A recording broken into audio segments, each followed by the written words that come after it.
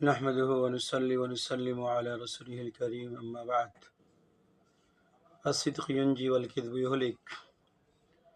বেশ কিছুদিন যাবৎ মুফতি আমানুল হক সাহেব একটা কথা বারবার উল্লেখ করতেছেন।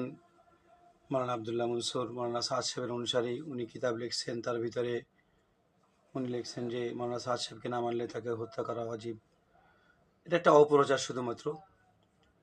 আল ইমারত হিয়া সুন্নাহ কিতাবের ভিতরে একটা হাদিসের রেফারেন্স দিয়ে যা লেখা হয়েছিল, উলামা ইকরামরা সতর্ক করার কারণে মুফতি আব্দুল মালিক সাহেব, তারপরে মাখজারুল উলুম মাদ্রাসাতে মুফতি ওয়াক্কাস সাহেব, তারপরে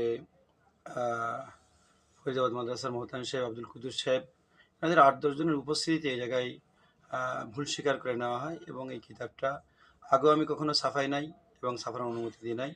হ্যাঁ, পাণ্ডুলিপি তৈরি করা হয়েছিল, 10 জন আলেমকে দেওয়া